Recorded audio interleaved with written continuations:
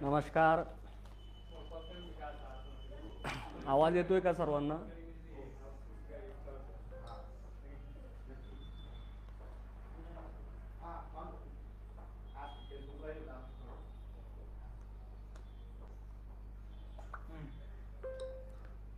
सर्व महाराष्ट्रातील शिक्षक बांधवांना माझी नम्र विनंती आहे, कृपया बांधवांनो, आज खरं तर एक महत्त्वाचा आणि इमर्जन्सी मी आज फेसबुक लाईव्ह येतोय. एक महत्त्वाचा विषय घेऊन मी आपल्या सर्वांसोबत संवाद साधण्यासाठी आलो आहे. माझे सर्वप्रथम महाराष्ट्रातील आपल्या सर्व अंशतः अनुदानित शिक्षक बांधवांना एक आव्हान आहे, नम्र विनंती आहे की कृपया सर्वप्रथम आपण सदरील फेसबुक लाईव्हचं जी काही लिंक आहे ही जास्तीत जास्त शेअर करा. आपल्या सर्व व्हॉट्सअप ग्रुपवर, फेसबुक ग्रुपवर आपण सर्वांनी ही लिंक शेअर करावी, जेणेकरून मला जे सांगायचं आहे ते महाराष्ट्रातील आपल्या सर्व वंचित शिक्षक बांधवापर्यंत जाईल आणि सर्वांपर्यंत आपला हा मेसेज जाणं अतिशय महत्त्वाचं आहे. म्हणून आज अतिशय तातडीने कुठलंही नियोजन नसताना फेसबुक लाईव्ह मी या ठिकाणी आलो आहे आणि ते येणंही खूप महत्त्वाचं होतं. त्यामुळं आपल्या सर्व शिक्षक बांधवांना माझी पुन्हा एकदा नम्र विनंती आहे की जास्तीत जास्त हा फेसबुक लाईव्ह आपण शेअर करावा. आपल्या सर्व मित्रपरिवारांना, सर्व व्हॉट्सअप ग्रुपला, सर्वांना आपण हा फेसबुक लाईव्ह आपण शेअर करावा. आणि त्यानंतर मी लगेचच आपल्या विषयाकडं येणार आहोत. महत्त्वाचा जो काही प्रमुख विषय आहे त्या विषयाकडे मी येणार आहे. आतापर्यंत जवळपास 29 शिक्षक बांधव लाईव्ह आले आहेत. जवळपास अजून अनेक बांधवांपर्यंत हा मेसेज गेला नाही, तरी माझे सर्व बांधवांना विनंती आहे, सर्वप्रथम आपण हा शेअर करावा, जेणेकरून आपल्या मूळ विषयाकडे आपण येऊ आणि तुमच्यासोबत थेट संवाद मला साधता येईल. बांधवांनो, आजचा फेसबुक लाईव्ह येण्याचा जो काही महत्त्वाचा विषय आहे तो आहे की मागच्या 2 दिवसापूर्वी मी फेसबुक लाईव्ह आलो होतो. त्या फेसबुक लाईव्हमध्ये सुद्धा मी आपणा सर्वांना हेच सांगितलं होतं की सगळ्यात महत्त्वाचं एवढंच आहे की आपला निर्णय झाला आहे. शासन आदेश 14 ऑक्टोबर 2024च्या रूपाने आपल्या हातात मिळाला. हुंकार आंदोलनाच्या माध्यमातून अतिशय 57 दिवस उन्हात, वादळात, पावसात आपण सर्वजणांनी योगदान दिलं आणि संबंध महाराष्ट्रातील सर्व शिक्षक, आमच्या मावल्या भगिनी असतील, या सगळ्यांच्या घामातून, परिश्रमातून, त्यागातून 14 ऑक्टोबर 2024चा शासन आदेश आम्हाला मिळाला. पण बांधवांनो, फक्त शासन आदेश मिळाला, त्या शासन आदेशाचं परिवर्तन म्हणजे जी खऱ्या अर्थाने आपल्याला एक भूक लागलेली आहे, ज्या कारणासाठी आपण हा लढा उभा केला होता, ते सगळ्यात महत्त्वाचं म्हणजे आपल्या हक्काचं वेतन आपल्या खात्यात पडलं पाहिजे. ते वेतन आपल्या खात्यात अद्यापपर्यंत आलं नाही आणि ते लवकरात लवकर आपल्या खात्यात कसं येईल यासाठी आपल्याला पुढील नियोजन आणि पुढील दिशा ठरवायची आहे. मी त्या दिवशी सुद्धा सांगितलं होतं बांधवांनो, फेसबुक लाईव्ह खरं तर महाराष्ट्रातील त्या दिवशी 400-500 लोक शिक्षक बांधवांना लाईव्ह बघितलं आणि त्यानंतर जवळपास 20-25 हजार बांधवांपर्यंत हे फेसबुक लाईव्ह पोहोचलं होतं. माझं म्हणणं त्या ठिकाणी तुम्ही सगळ्यांनी ऐकलं. परंतु प्रत्यक्षात किती जणांनी, किती तालुक्यामध्ये, किती जिल्ह्यांमध्ये त्या फेसबुक लाईव्हच्या माध्यमातून त्याच्या संदर्भात चर्चा केली, या संदर्भात अंमलबजावणी केली, हे मला काहीच दिसलं नाही या 2-3 दिवसामध्ये. आज पुन्हा फेसबुक लाईव्ह येण्याचं कारण फक्त एवढंच आहे बांधवांनो की मी त्या दिवशी सांगितलं होतं की आपण सगळ्यांनी फक्त शांत बसून काही होणार नाही. तुम्हा सर्वांना काही ना काहीतरी प्रयत्न सुरू करावा लागेल. मग तुमच्या, त्या दिवशी सांगितलं, तुमच्या तालुक्यातले जे काही सत्तेतले आमदार असतील, तुमच्या मतदारसंघातले जे काही मंत्रिमंडळामध्ये जर कोणाची वर्णी लागली असेल तर त्या मंत्रिमंडळातील, सत्तेत असणाऱ्या मंत्रिमंडळामध्ये त्यांची भेट घ्या. सत्तेत असणाऱ्या कुठल्याही 3 पक्षाचं सरकार आहे, कोणत्याही पक्षाच्या आमदारांना भेटा आणि त्यांच्यापर्यंत आपलं एक शिक्षक समन्वय संघाचं निवेदन घ्या. त्या निवेदनावर आपली मागणी घ्या. येणाऱ्या बजेट अधिवेशनामध्ये कुठल्याही परिस्थितीत या महाराष्ट्रातल्या 50,000 शिक्षक बांधवांचा जो अतिशय जिव्हाळीचा प्रश्न आहे, गेल्या अनेक वर्षांपासून, महिन्यांपासून या प्रश्नासाठी आमच्या सगळ्या बांधवांना आपलं रक्त आटवलंय, घाम गाळलाय आणि अनेक आंदोलन आम्ही त्यासाठी केले. त्या संदर्भात निर्णय झाला आहे. फक्त 20% काम त्याचं बाकी आहे आणि तो वाढीव 20%च्या पगारीसाठीचा जो महत्त्वाचा भाग असतो, जो निधी असतो, तो निधीची तरतूद, त्या निधीचं प्रोव्हिजन येणाऱ्या बजेट अधिवेशनमध्ये झालं पाहिजेत। त्या संदर्भात 2 दिवसापासून सन्माननीय अर्थमंत्री, या राज्याचे लोकप्रिय अर्थमंत्री आदरणीय अजितदादा पवार साहेब हे असं युक्तिमत्व आहे, यांच्यासारखं कामाचा जो हटुटा आहे, जो अभ्यास आहे, हे खरं तर कुठल्याच नेत्याकडे नाही आहे आणि प्रामाणिकपणे काम करणारं हे युक्तिमत्व आहे। त्यामुळं त्यांच्याकडून आपल्याला हे काम करायचं आहे, त्यांच्याकडून आपल्याला हा निधी मिळवून घ्यायचा आहे। त्यांच्यामध्ये किंवा आपल्या शिक्षकांविषयी त्यांच्या मनात असलेले जे काही गैरसमज असेल, ते गैरसमज त्यांच्या कुठल्या तरी आपण त्यांच्या जवळच्या एखाद्या व्यक्तीच्या माध्यमातून त्यांची भेट घेऊन ते दूर झाले पाहिजेत आणि त्यांनी सुद्धा एक सहानुभूतीपूर्वक विचार करून, जसं लाडक्या बहिणींचं ते सहानुभूतीपूर्वक विचार करतायत आणि मागील 2-3 दिवसापूर्वीच त्यांनी 3000 कोटीच्या चेकवर सही करून आमच्या लाडक्या बहिणीला भरभरून दिलंय, तसं या महाराष्ट्रातील जवळपास 50,000 शिक्षक बांधव हे सुद्धा दादा तुमचे लाडके आहेत। त्याच्यामध्ये सुद्धा आमच्या हजारो बहिणी आहे, मावल्या आहे, ज्या तुमच्या लाडक्या का होऊ शकत नाही, ह्या सुद्धा तुमच्या लाडक्या आहे। तर त्यांच्या सुद्धा 826 कोटीच्या पुरवणी मागणीवर आपण सही करावी, असं मी आपल्या सर्वांच्या वतीने त्यांना या ठिकाणी विनंती करेल आणि आपल्यालाही तीच विनंती दादाला प्रत्यक्ष भेटून आपल्या माध्यमातून मग वेगवेगळ्या पद्धतीनं त्यांची कशी भेट घेता येईल, वेगवेगळ्या नेत्यांच्या माध्यमातून ते आपण सर्वांनी नियोजन करावं असं मी त्या दिवशी सांगितलं होतं। पण मला नाही वाटत अजून कुठल्या जिल्ह्यामध्ये अशा काही प्रोसिजर किंवा अशा पद्धतीने काही नियोजन सुरू झालं असं मला कुठंही त्या ठिकाणी फारसं दिसलं नाही। कारण फेसबुक लाईव्हच्या माध्यमातून तुमच्यासमोर येण्याचं कारण फक्त एवढंच आहे की आपण आता घरी बसून काहीच होणार नाही बांधवांनो, किंवा शाळेत बसून सुद्धा काहीच होणार नाही। तुम्हाला तुमचं घर, प्रत्येक जणाच्या पाठीमागं घर संसार आहे, अडचणी आहे, कामं आहे, हे तुमच्या मागं तेवढे आमच्या सुद्धा मागं आहेत। पण ह्या सगळ्या गोष्टी बाजूला ठेवून जर हक्काचा महिन्याचा 20% पगार जर तुम्हाला इथून पुढे घ्यायचा असेल आणि ह्या एरियस सहित जर घ्यायचा असेल, 19 महिन्याचं एरियस, जसं मागच्या वेळेस आपल्यावरती ताकदी तलवार फुटली झाली होती, जे कपात झाला होता, त्याची पुनरावृत्ती जर परत एकदा होऊ द्यायची नसेल तर बांधवांनो आता बाहेर पडल्याशिवाय पर्याय नाही। आम्हाला बाहेर पडावंच लागेल, आम्हाला याच्यासाठी फॉलोअप घ्यावाच लागेल। दुसऱ्याच्या खांद्यावर बंदूक ठेवून काम होणार नाही। जर तुम्हाला स्वतःचा पगार, स्वतःचा हक्क मिळवायचा असेल तर तुम्हा प्रत्येकाला याच्यासाठी वेळ द्यावा लागेल। मग वेळ फक्त जाणारा देऊ शकत नाही, एखाद्या वेळेस एखाद्या शाळावरच्या युक्तीला जाण्यासाठी तिथील असणारे लोक सुद्धा त्याला मदत करतात।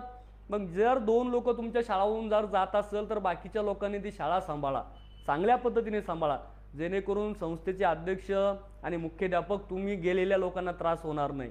आणि सगळ्यांनी हे सहकार्य जर केलं तर निश्चितच आपल्याला येणाऱ्या बजेटमध्ये न्याय मिळू शकतो। घरात बसून काही होणार नाही बांधवांनो। त्यासाठी मी आव्हान केलं होतं की आजही आव्हान करतो की आपल्या तालुक्यातील, आपल्या मतदारसंघातील, आपल्या जिल्ह्यातील सगळ्या जे काही सत्तेत मंत्री असतील, आमदार असतील, त्यांची भेट घ्या, त्यांना निवेदन द्या, तुमचं घरानं त्यांच्यापाशी सांगा आणि बजेट अधिवेशनमध्ये आपल्या निधीचं प्रोव्हिजन कसं होईल या गोष्टी फक्त प्रामुख्याने त्यांना समजावून सांगा। त्याचाच नियोजनाचा भाग म्हणून आज आमच्या, आता मूळ विषयाकडे मी आलो बांधवांनो, आज आमच्या जालन्याच्या टीमने, जालना शिक्षक समन्वय संघाच्या टीमने खरं तर 2 दिवसापासून आम्ही फॉलोअप घेतोय। आमच्या जालन्याचे आदरणीय लोकप्रिय आमदार, माजी मंत्री माननीय अर्जुन भाऊ खोतकर साहेब यांच्या माध्यमातून आम्ही 2 दिवसापासून त्यांच्या मागे आहेत। आज सुद्धा आम्हाला त्यांनी आपल्या समन्वय संघाच्या टीमला दुपारी बैठकीला बोलवलं होतं, आम्ही आज त्यांची भेट घेतली आणि ह्या भेटीमध्ये आम्ही त्यांना जेव्हा आपला विषय त्यांच्या समोर ठेवला तर आम्ही त्यांना प्रामुख्याने हे एवढं सांगितलं, कारण त्यांच्याकडं एक मोठा कार्यक्रम परवा दिवशी म्हणजे शनिवारी 25 तारखेला या राज्याचे लोकप्रिय मुख्यमंत्री, माजी मुख्यमंत्री तथा या राज्याचे उपमुख्यमंत्री आदरणीय एकनाथरावजी शिंदे साहेब हे येत्या 25 तारखेला आपल्या जालना जिल्ह्यामध्ये येणार आहे। आणि हे ज्यावेळेस आम्हाला कळलं त्यावेळेस आम्ही हक्काने भाऊकडे गेलो, भाऊला आमचा विषय सांगितला, भाऊने सुद्धा आम्हाला सांगितलं की 100% मी तुमचा हा विषय त्यांच्यासमोर मांडतोय। पण तुम्ही एवढं आदरणीय एकनाथ शिंदे साहेबांनी 2 टप्पे तुम्हाला त्यांच्या कार्यकाळामध्ये दिलं, तुम्हाला एवढं भरभरून जर तुम्हाला त्या ठिकाणी दिलं तर आम्ही त्यांना म्हटलं की आम्हाला त्यांनी एवढं दिल्यानंतर आम्हाला त्यांचा सत्कार करायचा आहे, आम्हाला त्यांचं ऋण व्यक्त करायचं आहे आणि हे ऋण व्यक्त करण्यासाठी तुमच्या प्रोटोकॉलमध्ये आम्हाला 10 मिनिटाचा वेळ आदरणीय साहेबाचा हवा आहे. खरं तर आम्ही त्यांना स्वातंत्र्य कार्यक्रमाची मागणी केली होती. आमच्या सुराशे सरांनी सांगितलं होतं की साहेब आम्हाला आम्ही जवळपास 500,000 लोक या ठिकाणी जमवतो, तुम्ही आम्हाला स्वातंत्र्य कार्यक्रम आदरणीय शिंदे साहेबांचा द्या. परंतु त्यांचं प्रोटोकॉल आणि त्यांच्या मागं असलेलं जी काही कामाचा जो काही हे आहे, बहुतांश कामाचा लोड आहे आणि तेवढ्या याच्यामध्ये किंवा एवढ्या इथं अनेक लोकांना त्यांना भेटणं आहे, नियोजन दौरा आहे, त्याच्यामध्ये हा वेळ बसत नव्हता. पण ह्या सगळ्यांमध्ये आदरणीय अर्जुन भाऊ खोतकर साहेब यांनी 10 मिनिटाचा राखीव वेळ शिक्षक समन्वय संघाच्या नावाने फक्त सत्कार करण्यासाठी, त्यांचं ऋण फेडण्यासाठी बांधवांनो आपल्याला दिलेला आहे. आपल्यासाठी ही अतिशय आनंदाची बाब आहे की या राज्याचं लोकप्रिय व्यक्तिमत्व गेल्या मागील 2.5 वर्षामध्ये अगदी पायाला भवरा बांधून महाराष्ट्रभर त्या माणसाच्या दारामध्ये वर्षा बंगला असेल किंवा कुठेही असेल, त्यांच्या दारात आलेल्या एकाही व्यक्तीला खाली हात न पाठवणारा हा मुख्यमंत्री होता. आणि त्यांनी भरभरून प्रत्येकाच्या झोळीमध्ये टाकलंय. आजही राज्याचे ते उपमुख्यमंत्री आहेत आणि अतिशय धडाडीने निर्णय घेण्याचं एक महत्त्वाचा हातोटा त्यांच्या अंगी आहे. 100% तुम्हाला सांगतो बांधवांनो, ह्या आपल्याला सगळ्यांना महाराष्ट्राच्या 50,000 शिक्षक बांधवांच्या वतीने त्यांचा आम्ही त्या ठिकाणी सत्कार, त्यांचं ऋण फेडण्यासाठी आम्ही प्रयत्न त्या दिवशी करणार आहोत. परंतु यासाठी आता आपल्याला हक्काने, आपण ज्या हक्काने त्यांना मागणी केली त्या हक्काने फक्त 10, 50 आणि 100 लोक तिथं उभा असून गरजेचं नाही. कारण लाभार्थी तर आपल्या जिल्ह्यामध्ये जवळजवळ 1,500 लोक आहे बांधवांनो. 1,500 शिक्षक बांधव आज प्रत्यक्ष आपण लाभार्थी आहोत. प्रत्येकाला 20, 40, 60% लाभ भेटलाय. त्या लाभार्थी आदरणीय एकनाथ शिंदे साहेबांच्या आशीर्वादामुळे आपण हे सगळं घेऊ शकलोय. आताही पुढचा 20% परत त्या ठिकाणी निधीची तरतूद ते करणारच आहेत. तीही आपण मागणी त्या माध्यमातून त्यांच्याकडे करणार आहोत की तुम्ही दिलाय, तुम्ही देऊ शकता, हे दातृत्व फक्त तुमच्यात आहे. तर याच्यामध्ये हा निर्णय तुमच्या नेतृत्वात झालेला आहे. फक्त बजेटचा काय विषय आहे तर तो बजेटचा विषय संदर्भात बी तुम्ही आम्हाला न्याय द्याल अशी अपेक्षा या सत्कारच्या निमित्ताने त्या ठिकाणी आपण ठेवणार आहोत बांधवांनो. आणि हा जो कार्यक्रम आहे जालना या ठिकाणी कार्यक्रम होणार आहे 25 तारखेला शनिवारी आझाद मैदान जालन्याचं. बांधवांनो नाही तर असाल मुंबईला जालन्याचं, कारण आझाद मैदान म्हणल्यावर तुमच्या आमच्या सर्वांच्या डोळ्यासमोर फक्त मुंबईच दिसते. परंतु या ठिकाणी आझाद मैदानचं आणि आपलं अतिशय जिव्हाळाचं नातं आहे. आणि आझाद मैदानावर जेव्हा जेव्हा आपण एकत्र आलो तेव्हा तेव्हा आपल्या झोळीत काही ना काही मिळालंच आहे बांधवांनो. हा एक इतिहास आहे. आणि त्याच अनुषंगाने जालना जिल्ह्याच्या आझाद मैदान या ठिकाणी सायंकाळी 5 वाजता त्यांची सभा होणार आहे. या सभेसाठी माझ्या जालना जिल्ह्यातील मग भोकरदन तालुका असतील, जाफराबाद तालुका असेल, त्यानंतर जालना शहर आणि तालुका असेल, बदनापूर असेल, घनसावंगी, मंठा, परतूर, अंबड या 8ही तालुक्यातील माझ्या सर्व शिक्षक बांधवांना, माझ्या सर्व समन्वयकांना माझी हात जोडून विनंती आहे बांधवांनो, आपण सर्वांनी आम्हाला, आमच्या परिवाराला, आमच्या लेकराबाळाला हक्काचं 1160 कोटी देण्याचं काम या माणसाने केलेलं आहे. आणि त्या माणसाचं ऋण फेडण्यासाठी, त्या माणसाने दिलेल्या भाकरीला जागण्यासाठी या ठिकाणी आपल्याला 25 तारखेला त्या ठिकाणी त्या व्यक्तिमत्वाला भेटण्यासाठी, त्यांचं ऋण व्यक्त करण्यासाठी आपल्याला यायचं आहे. कितीही काम असू द्या तुमच्या मागं. आता त्या दिवशी शनिवार आहे, दुसऱ्या दिवशी प्रजासत्ताक दिन म्हणजे 26 जानेवारी आहे. तुम्ही अनेक कारणं सांगसाल. कोणी म्हणतात माझ्याकडे गॅदरिंगचा कार्यक्रम आहे, मुख्याध्यापकाने काहीतरी ड्युटी लावली वगैरे वगैरे वगैरे. परंतु 5 वाजेचा वेळ आहे, 5 वाजता तुम्ही सगळेजण फ्री होणार आहे. त्यामुळे कुठलाही आळस न येऊ देता, आळस सगळा हा त्या ठिकाणी झटकून बाहेर काढा. आणि मोठ्या ताकदीने जर तुम्ही इथं आला तर एखाद्या वेळेस त्यांच्या जर मनात आला तर तुमच्या समक्ष जाग्यावर ते त्या ठिकाणी या राज्याचे शालेय शिक्षण मंत्री आदरणीय दादाजी भुसे साहेब यांना फोन करतील की बाबा यांचा आपण निर्णय घेतलेला आहे, यांचं काय जे बजेटचं राहिलं असन हे बजेटचं तात्काळ आपण त्या ठिकाणी निधीसाठी अर्थ विभागाला प्रोव्हिजन करा, जेणेकरून येणाऱ्या बजेटमध्ये ह्या आपल्या बांधवांना जे माझ्याकडे आलेले त्यांना सुद्धा न्याय मिळेल. आणि 100% अतिशय सहृदयी व्यक्तिमत्व आहे, अतिशय संवेदनशील व्यक्तिमत्व आहे. हे 100% आपल्याला त्या दिवशी वेळ मिळाला आहे. अशाच पद्धतीने काहीतरी न्यायिक भूमिका आपल्याला त्या ठिकाणी मिळेल अशी आपण अपेक्षा करू बांधवांना. पण गरज आहे तुम्हा सर्वांना त्या दिवशी यावं लागेल. मग काय होतं, प्रत्येकाला वाटतं प्रत्येक शाळेतला ते 2 जण ते गेले, या ठिकाणी आंदोलन नाही करायचं, फक्त ऋण व्यक्त करण्यासाठी या बांधवांनो. तुम्ही या तुमच्या परिवाराला घेऊन या हवं तर, कारण तुमच्या पाठीशी जगणारी तुमची पत्नी असेल, लेकरबाळा असेल, या प्रत्येकाला त्या माणसामुळं आज चांगले सुगीचे दिवस आलेले आहेत, हे लक्षात ठेवा. मग हे ऋण व्यक्त करणं ही आपली संस्कृती आहे आणि ही संस्कृती आपण जोपासायची, ही महाराष्ट्राची संस्कृती आहे. छत्रपती शिवाजी महाराजांनी, राष्ट्रमाता जिजामाताने आम्हाला हे संस्कार दिलेले. म्हणून एखाद्याने जर आपल्याला काही दिलं असेल तर त्याचे ऋण फेडण्यासाठी आपण 2 पावलं पुढे टाकलं पाहिजे. फायद्यासाठीच त्या ठिकाणी फक्त स्वार्थीपणा मनामध्ये ठेवू नका. आपले शिक्षक बांधव खूप स्वार्थी झाले. आपलं फक्त स्वार्थ, आपण आपला स्वार्थ जपतो, पण कधी कधी आपल्याला दिलेल्या ऋण व्यक्त करण्यासाठी सुद्धा आपण गेलं पाहिजेत, अशी या ठिकाणी मी भावना व्यक्त करतो. याच्या पाठीमागं तुम्हाला माहिती आहे, आम्हाला माहिती आहे, आपला थोडाफार स्वार्थ आहे. जो स्वार्थ एवढाच आहे की आपल्याला जे काही निर्णय घेतलाय त्याचे आभार आणि ऋण व्यक्त तर आपण करणारच आहोत, पण त्या माध्यमातून आपण त्यांना त्या ठिकाणी जे काही निर्णय झाला त्या निर्णयाचं निधीचं प्रोव्हिजन मागील हिवाळी अधिवेशनामध्ये व्हायला पाहिजे होतं, ते झालं नाही. कारण राज्याचा त्यांनी निर्णय घेतला, राज्याचा कारभार ते बघत होते, छोट्या गोष्टीवरती किंवा आपल्याच एकमेव विषयावर ते लक्ष देऊ शकत नाही. असे हजारो विषय त्यांच्या समोर आहे. त्यामुळे आपल्याला फक्त त्यांना आठवण करून द्यायची आहे की साहेब, हिवाळी अधिवेशन मागील नागपूर हिवाळी अधिवेशनमध्ये याला बजेटला प्रोव्हिजन व्हायला पाहिजे होती, पण काही तांत्रिक अडचणीमुळे आम्ही त्या समजू शकतो, आम्हाला बजेट मिळू शकलं नाही. पण येणाऱ्या बजेटमध्ये आम्हाला हुलकवणी बसू नये. आमच्या मनामध्ये भीती आहे, आमच्या 50,000 शिक्षक बांधवांच्या मनामध्ये भीतीमय वातावरण तयार झालेलं आहे आणि ही भीती घालवण्याचं काम आपण या ठिकाणी, आम्हाला भयमुक्त करण्याचं काम या ठिकाणी तुमच्या त्या 2 शब्दातून मिळावं अशी अपेक्षा त्या ठिकाणी आपण व्यक्त करणार आहोत. तुम्ही या सगळ्यांचे डोकं जर त्या ठिकाणी दिसले, वर हात करून जर तुम्ही सांगितलं की आम्ही सगळे शिक्षक बांधव आहोत, तुम्ही न्याय दिलेले ते शिक्षक बांधव आहोत, आम्ही फक्त तुमचं ऋण व्यक्त करण्यासाठी या ठिकाणी आलो, अशा पद्धतीच्या घोषणा जर आदरणीय महोदय एकनाथजी शिंदे साहेब यांच्या समोर जर तुम्ही ठेवल्या तर 100% सांगतो साहेब बांधवांनो, त्याच दिवशी आपल्या बहुतांश काम त्या ठिकाणी झाल्याशिवाय राहणार नाही. म्हणून ही एक नियोजनाचा भाग म्हणजे पुढील जे काही बजेट अधिवेशन आपल्याला घ्यायचं आहे, बजेट अधिवेशनामध्ये जे काही निधी मिळवायचा आहे, निधीचं प्रोव्हिजन व्हायचं आहे, त्या पाठपुरावाचा एक हा भाग आहे बांधवांनो. मग तुम्ही म्हणसाल मागं अजितदादा पवार साहेब आलते, त्यांना भेटासाठी आम्ही गेलो होतो, मग तिथं आपली भेटच झाली नाही. पण त्याही वेळेस फक्त 50 लोक आले होते बांधवांनो.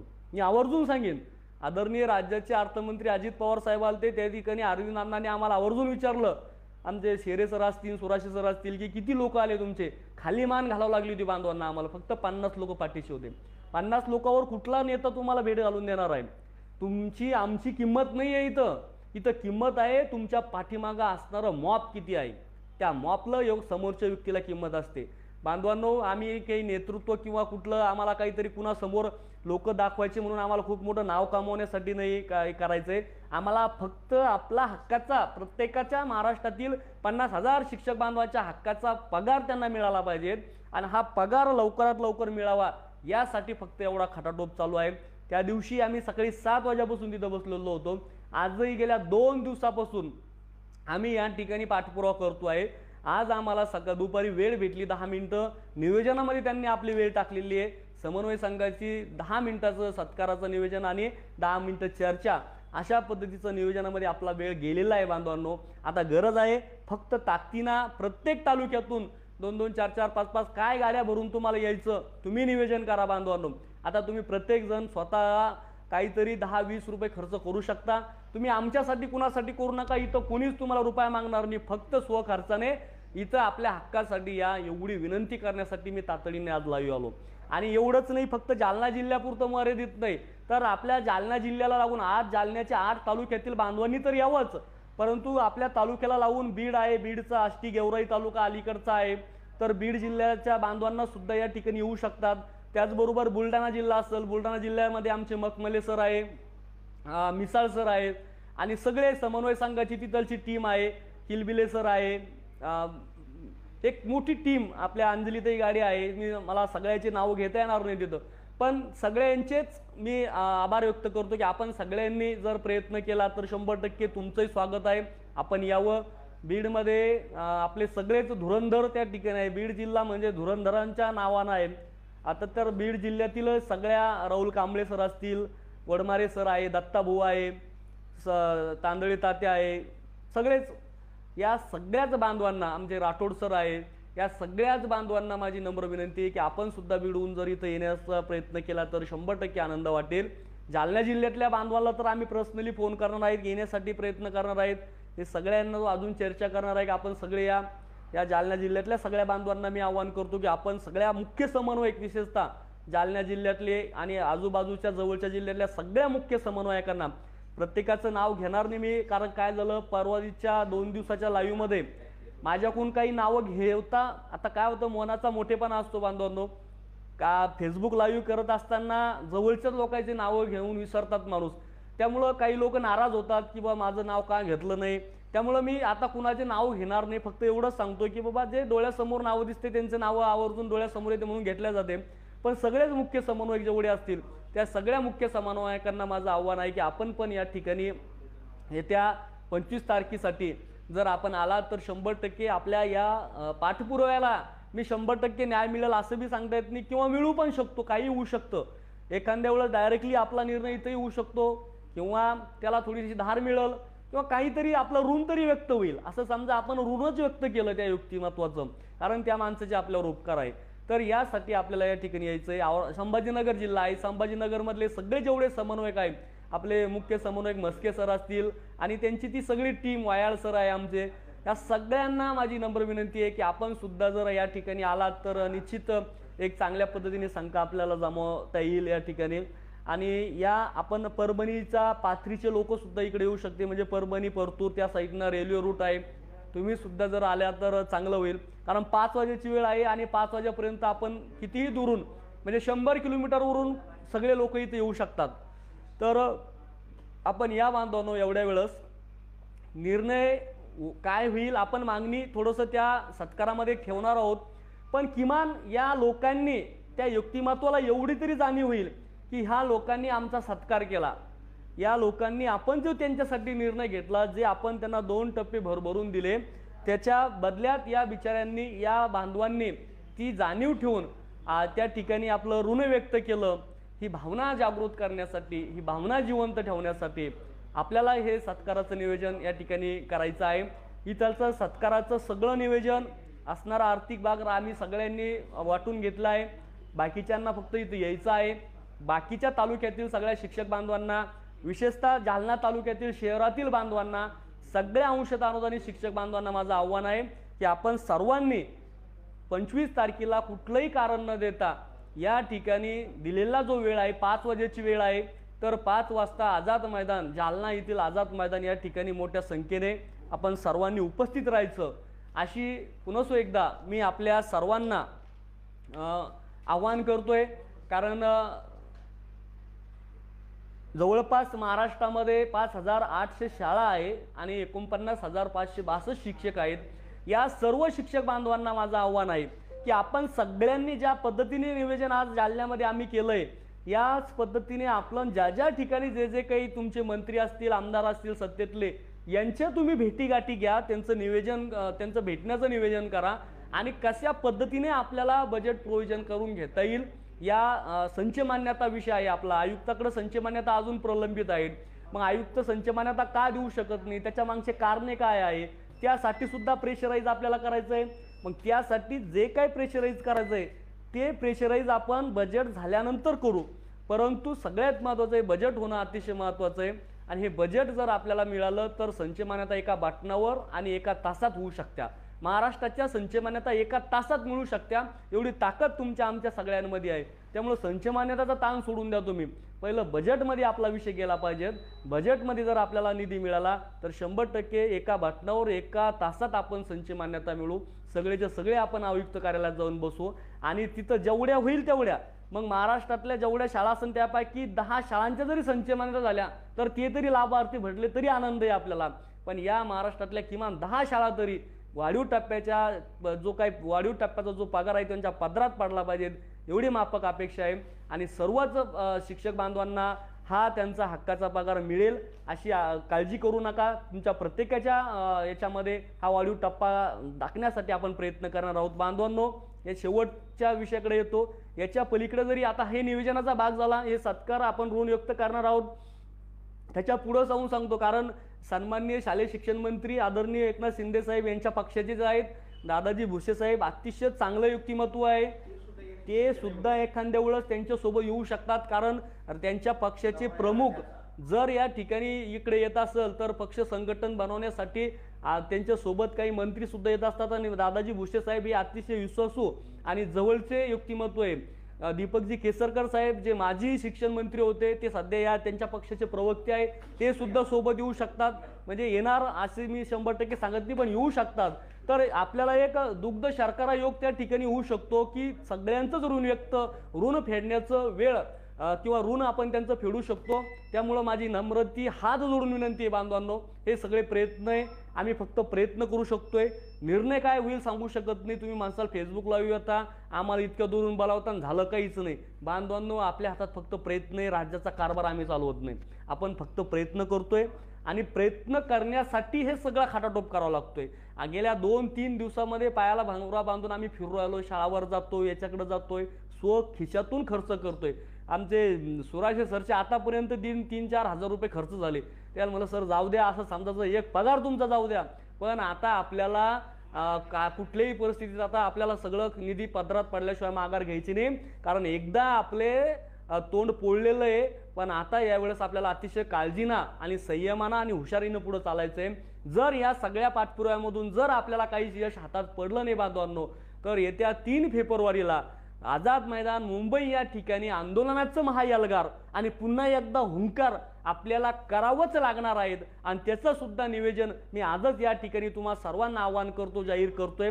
ते करायचं का नाही करायचं हे तुम्ही ठरवा, पण आम्ही काही लोक तिथं त्या ठिकाणी हक्काच्या पगारीसाठी पुन्हा एकदा त्या ठिकाणी येत्या 3 फेब्रुवारीला जाऊन बसणार आहे। जर कदाचित ह्या सगळ्या पाठपुराव्यामधून काहीच होत नसेल तर त्या ठिकाणी बसण्याची सुद्धा एक मानसिक तयारी आम्ही सगळ्यांनी केली आहे। मग त्या ठिकाणी 15-20 दिवस आपल्या चालू 1 महिन्याचा पगार जरी घालवायचा लागत असाल तर ती तयारी आता आमची सर्वांची आहे। आणि ती तयारी, ती मानसिकता आपण सर्वांनी तोपर्यंत करावी अशी अपेक्षा महाराष्ट्रातील सर्व 50,000 शिक्षक बांधवांना जे आता टप्प्यासाठी पात्र आहे त्या सर्व बांधवांना मी हे आव्हान या निमित्ताने करतोय।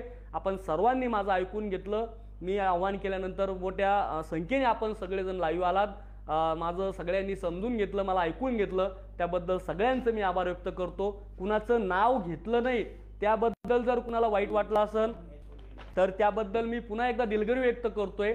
माझ्या समोर असणाऱ्या, डोळ्यासमोर आणि ओठावर असणारे काही नावं मी घेतले, परंतु सगळे शिक्षक समन्वय संघ, सगळ्या शिक्षक समन्वय संघातले सगळे प्रमुख बांधव हे सगळेच महत्त्वाचे, मी कुणालाही नाव घेणार नाही। आणि सगळ्यात महत्त्वाचं मूळ विषयाकडे येतो की आपले सगळे लोकप्रिय शिक्षक आमदार, माझ्या सर्व शिक्षक आमदारांना सुद्धा हात जोडून विनंती आहे, सर्व शिक्षक आमदार, आमच्या विक्रम काळे बापटातील 50,000 शिक्षक बांधवांचा आर्थिक तरतुदीचा जो काही जिव्हाळ्याचा प्रश्न आहे तो आता तुमच्या हातात आहे। तुम्ही काय करता, सभागृहात गेल्यावर एक तुमची अशी चढाओढ लागते, मला प्रश्न विचारायचा, मला मुद्दा मांडायचा। तुम्ही हवं तर सभागृहात या निधी संदर्भात प्रश्न विचारू नका, पण तो निधी कसा त्या ठिकाणी पुरवणी मागणी येईल त्यासाठी आज तयारी करा। त्याची पूर्वतयारी, त्याचा पाठपुरावा शिक्षण विभागातून प्रोव्हिजन अर्थ विभागात झालं का, ती पुरवणी मागणी जीवन ते सन्माननीय शिक्षण सचिव जे काय आहे आपले, त्या शिक्षण सचिव साहेबांनी त्या संदर्भाचं नियोजन केलं का, आयुक्ताकडून जर माहिती जर माग होत असेल तर आयुक्तांनी यापूर्वीच माहिती दिलेली आहे।